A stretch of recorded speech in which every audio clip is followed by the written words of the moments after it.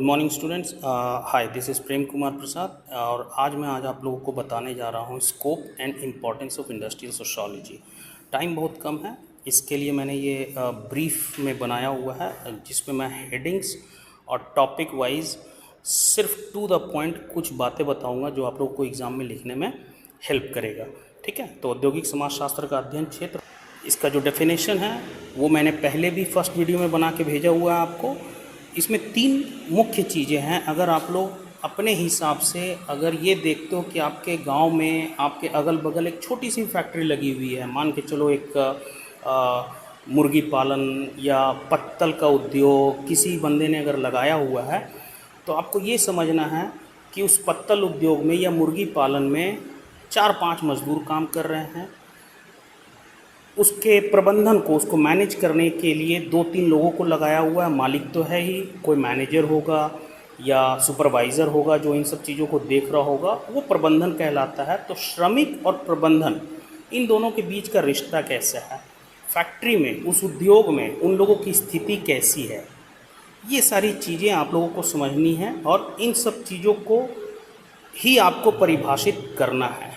ठीक है, तो आइए अब समझते हैं कि औद्योगिक समाजशास्त्र का क्षेत्र क्या है। इसको मोटे मोटे तौर पे मैंने 6 पॉइंट्स में बांटा हुआ है। कुछ वर्ड्स को मैंने हाईलाइट किया हुआ है। आप इस पे अगर गौर करोगे तो ये 6 पॉइंट्स, और मैंने लिखने का तरीका बताया हुआ है। तो अगर ये 6 पॉइंट्स आपके दिमाग में रहता है तो आप इसके क्षेत्र को बहुत अच्छे तरीके से डिस्क्राइब कर सकते हो। पहला है उद्योग और समाज के बीच संबंधों का अध्ययन। सेकेंड पॉइंट, श्रमिकों और प्रबंधन के संबंध। थर्ड पॉइंट, श्रमिक वर्ग की सामाजिक स्थिति। फोर्थ पॉइंट, श्रम विभाजन और कार्य संस्कृति। फिफ्थ पॉइंट, औद्योगिक संघर्ष और श्रमिक आंदोलन। लास्ट पॉइंट है तकनीकी परिवर्तन और सामाजिक परिवर्तन। तो इसको आप लोग जो मैंने एग्जाम्पल दिया हो उसके अनुसार भी समझ सकते हो कि आप लोग इमेजिन करो या आप लोगों के अगल बगल एक छोटा मोटा कारखाना लगा हो आपके घर पे या आपके घर के अगल बगल, कोई सा भी छोटा कारखाना जो मैंने अभी एग्जांपल के तौर पे बताया हो, चाहे मुर्गी पालन का हो, चाहे मछली पालन का हो, चाहे पत्तल उद्योग हो, पत्तल बनाने का कारखाना हो, छोटा मोटा ही, तो उसके अनुसार आप लोग समझ सकते हो कि वो एक उद्योग है और उसके अगल बगल जो सामाजिक स्थिति है, जो समाज है, उन लोगों के बीच का संबंध कैसा है। प्रबंधन के बारे में मैंने बताया हुआ है कि प्रबंधन है जो उस मुर्गी पालन या मछली पालन या पत्तल उद्योग को जो देख रेख कर रहा है, मालिक होगा, मालिक ने 1-2 लोगों को लगाया होगा, उसको प्रबंधन बोलते हैं। और उसके अंदर जो लोग बाग काम कर रहे हैं उसको श्रमिक, उन दोनों के बीच का संबंध कैसा है। श्रमिक वर्ग जो वहाँ पे 3-4 लोग काम कर रहे हैं, उन लोगों की सामाजिक स्थिति क्या है, जैसे कि उन लोग की सैलरी क्या है, उन लोगों को अच्छा इन्वायरमेंट मिल रहा है काम करने के लिए, वहाँ पे पानी पीने की सुविधा होनी चाहिए, वॉशरूम जाने की सुविधा होनी चाहिए, उन लोगों का पीएफ है या नहीं है, इस तरह की जो फैसिलिटी होती है वो इस थर्ड पॉइंट में श्रमिक वर्ग की सामाजिक स्थिति में आती है। फोर्थ पॉइंट जो श्रम विभाजन और कार्य संस्कृति है। अब उसमें अगर मान लो पत्तल वाला जो उद्योग है उसमें मान लो 10 लोग काम कर रहे हो, 10 लोग एक ही काम नहीं कर रहे होंगे, सबका कार्य अलग अलग होगा। कोई पत्ता सुखाने का काम करता होगा, कोई पत्ता बांधने का काम करता होगा, कोई उसकी पैकिंग करता होगा।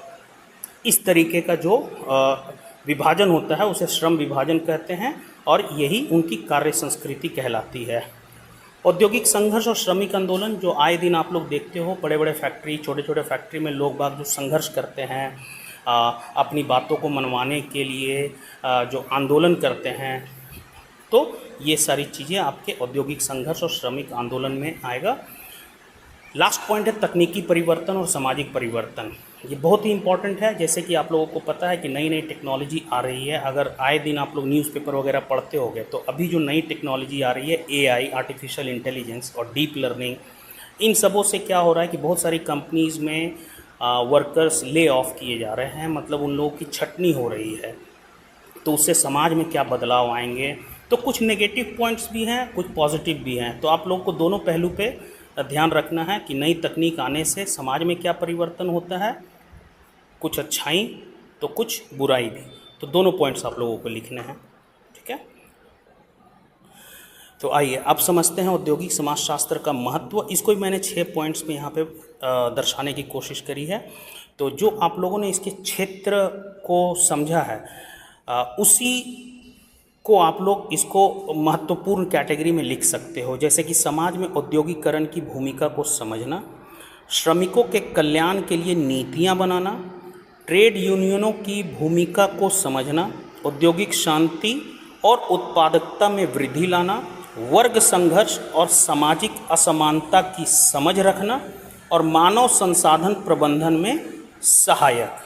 ठीक है, तो ये 6 पॉइंट्स महत्वपूर्ण पॉइंट्स हैं औद्योगिक समाजशास्त्र के। इनको आप लोग आराम से टू द पॉइंट एक डायग्राम वाइज भी लिख सकते हो ताकि आप लोग को समझने में और एग्ज़ाम के टाइम में रिवीजन करने में बहुत आसानी होगी। ठीक है, और निष्कर्ष आप लोग अपने से लिख सकते हो। फिर भी मैंने यहाँ पे निष्कर्ष जैसे कि औद्योगिक समाजशास्त्र उद्योग और समाज के परस्पर संबंधों को समझने का एक सशक्त माध्यम है।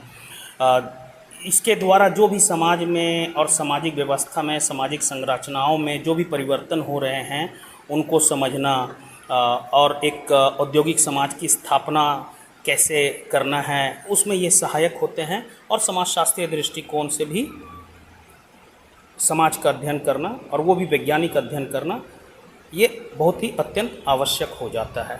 ठीक है, तो इस तरीके से आप लोग टू द पॉइंट आप लोग एग्जाम में लिखोगे। 6 पॉइंट्स मैंने क्षेत्र के बताए हुए हैं, 6 पॉइंट्स मैंने औद्योगिक समाजशास्त्र के महत्वपूर्ण महत्व को बताए हुए हैं। तो ये 6 पॉइंट्स का आप लोग डायग्राम इजी वे में एरो से दर्शा सकते हो ताकि एग्ज़ाम में रिवीजन करने के लिए आसानी हो जाए। ठीक है, थैंक यू वेरी